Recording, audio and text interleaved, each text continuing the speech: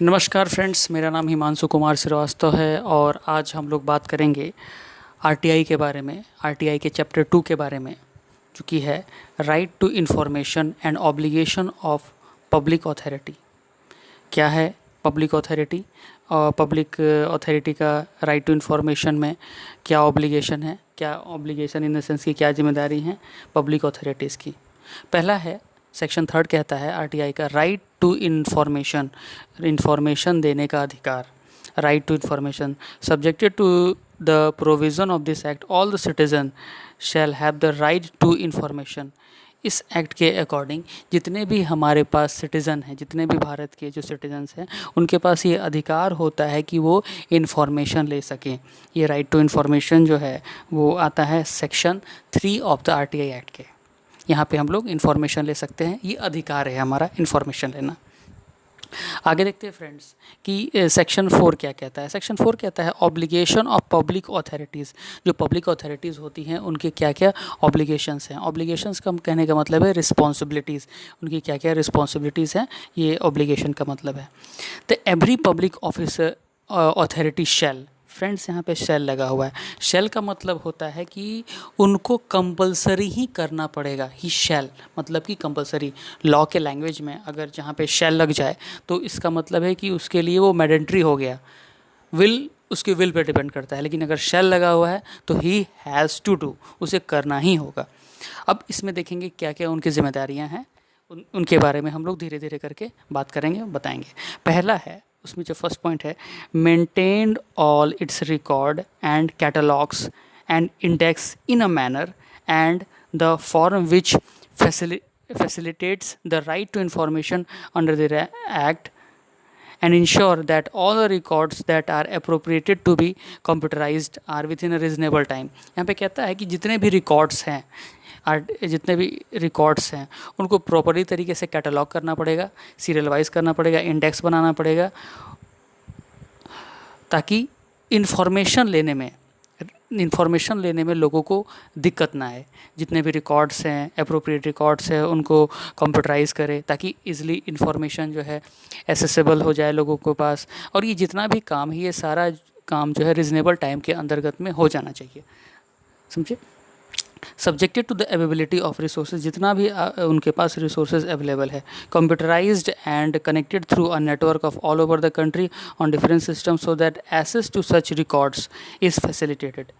इस ढंग से उनकी ये ड्यूटी बनती है, इनकी ऑब्लिगेशन बनती है कि जितना उनके पास रिकॉर्ड्स आते हैं वो पब्लिक के लिए आसानी से एसेसिबल हो पाए। जितने भी रिकॉर्ड्स हैं उनको जल्द से जल्द जो है कैटेगराइज कर दें। कैटेगराइज इन द सेंस कि उसको कंप्यूटर में डाल दें ताकि लोग उसको एसेसिबल कर सकें। ये पहला ऑब्लिगेशन है। दूसरा ऑब्लिगेशन क्या है, public with in 121 days from the enactment of this act. Public यानी कि वो सारी पब्लिक अथॉरिटी को इस एक्ट के आ जाने से 100 कितना है 100 प्लस 21 यानी कि 121 दिन के बाद जो है आ जाने के बाद इनको ये सारे काम को करना पड़ेगा। क्या क्या करना पड़ेगा, पहला है कि the particular of its organization function and its duties, अपने उस पर्टिकुलर ऑर्गेनाइजेशन को फंक्शन करना पड़ेगा, ड्यूटीज़ करनी पड़ेगी। Power to the duties of its officers and employees, क्या क्या जो ऑफिसर्स काम करेंगे उनके क्या क्या पावर्स होंगे, उनके क्या क्या ड्यूटीज़ होंगे, उनके एम्प्लॉयज़ कैसे काम करेंगे। दूसरा है कि द प्रोसीड्योर, थर्ड पॉइंट है, the procedure followed in the decision making process including channel of supervision and accountability.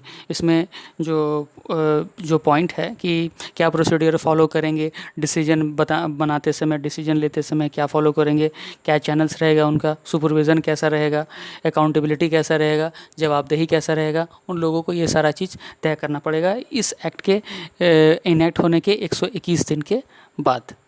ठीक है फ्रेंड्स, आगे देखते हैं हमारा कि the rules next, the norms set by it for the discharge of its function. क्या क्या नॉर्म सेट किया जाएंगे अपने फंक्शंस को डिस्चार्ज करने के लिए।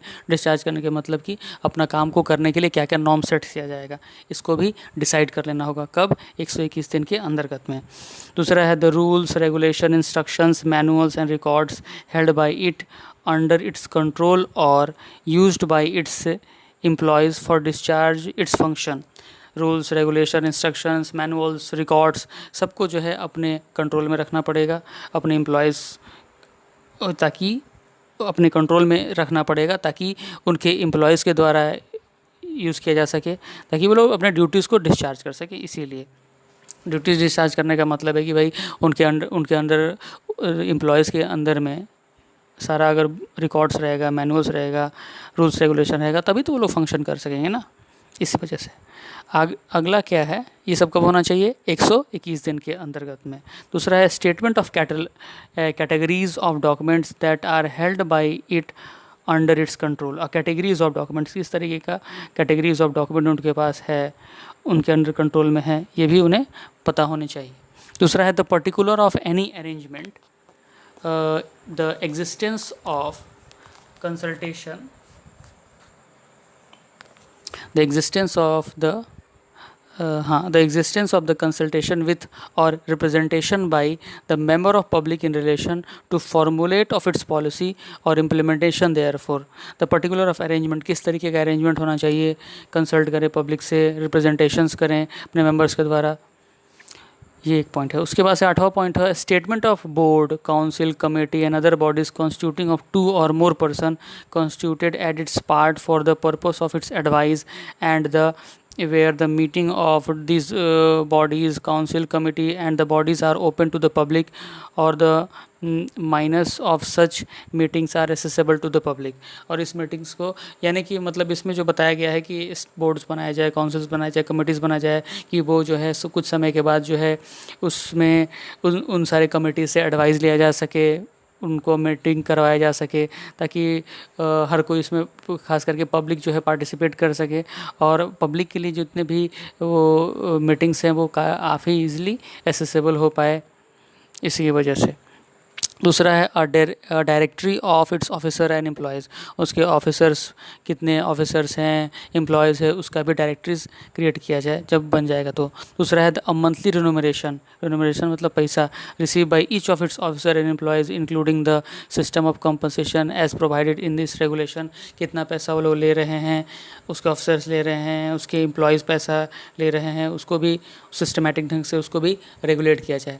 अब budget allocated to each of its agency, कितना पैसा उनको मिला है, बजट कितना एलोकेट हुआ है, कितना पैसा मिला है, उसका भी हिसाब किताब होना चाहिए। Including the particular of the plans पर प्रपोज एक्सपेंडिचर रिपोर्ट्स डिस्बर्समेंट, इन सब में कितना पैसा खर्चा हुआ है, कितना पैसा आया है, इन सब का भी हिसाब होना चाहिए।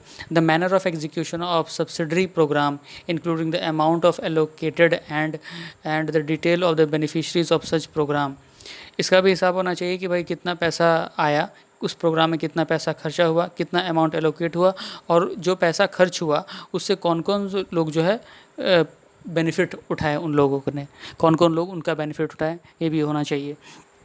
दूसरा है हमारा the particular of receipts of concession permits authorized granted by it, करना होगा कि भाई किन लोगों ने रिसिप्ट किया पैसा, परमिशन किसने दिया, ऑथराइजेशन कैसे दिया गया था, ग्रांट किया गया है नहीं, इन सारी चीज़ का भी हिसाब उन लोगों को करना होगा। The details in respect of the information available to held by its reduce in the electronic forms, details in respect of information, क्या इन्फॉर्मेशन जो हमारे पास है अवेलेबल है हमारे पास है उसको इलेक्ट्रॉनिक फॉर्म्स में रिड्यूस करना होगा, कम से कम 121 दिन के अंदर में।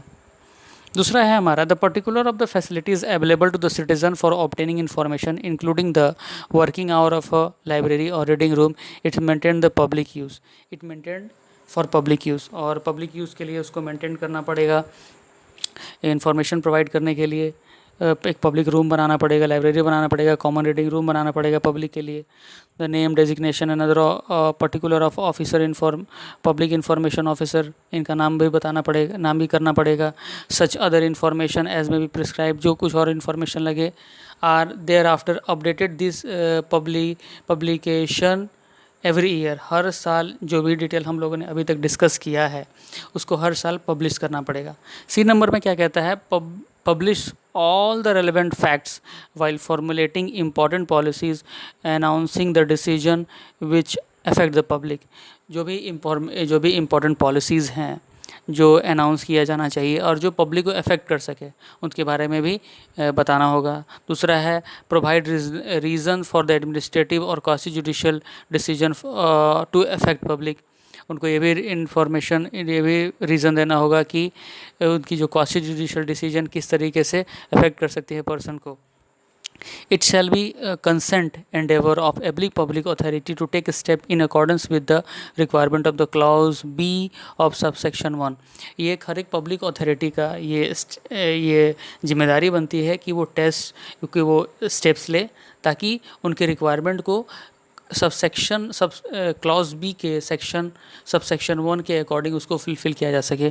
टू प्रोवाइड मच इन्फॉर्मेशन, किसको इन्फॉर्मेशन दिया जा सके, सुओ मोटो इन्फॉर्मेशन मतलब अपने से इन्फॉर्मेशन दिया जा सके पब्लिक को at regular interval through various means of communication, अलग अलग माध्यम से उनको इन्फॉर्मेशन दिया जा सके अपने से ही। जैसे कि इंटरनेट पे इन्फॉर्मेशन डाल दिया, public has minimum resort to the use of this act for obtaining information. और ऐसा इसलिए करना चाहिए, ऐसा इसलिए भी बोला गया है कि पब्लिक आरटीआई का ये भी मतलब है कि उनको ये इन्फॉर्मेशन भी मिलना चाहिए ताकि जो है वो।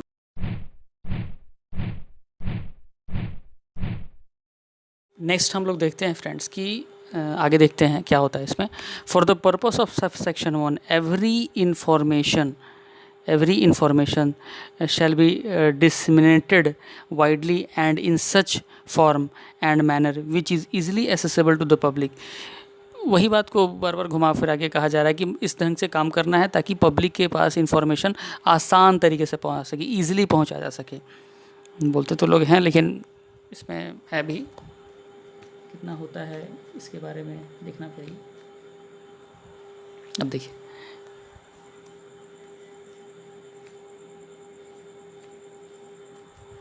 आगे बढ़ते हैं फ्रेंड्स। इसमें चौथा नंबर में बोला है कि all the materials shall be disseminated taking into consideration the cost effective local language.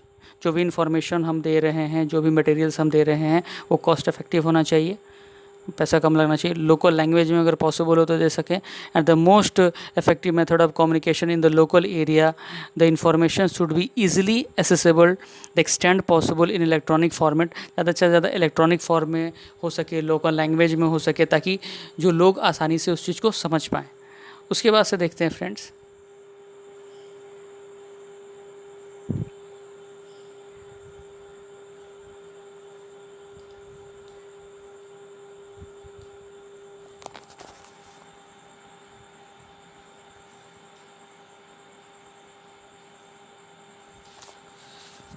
तो फ्री एसेसिबल हो सके, समझ में आ सके। फिर एक्सप्लेनेशन में कुछ दिया हुआ है। For the purpose of section 3 क्या है भाई, ऑल डिग्रीड। For the purpose of sub section 3 and 4 disseminated means making known or communicated the information to the public through notice board।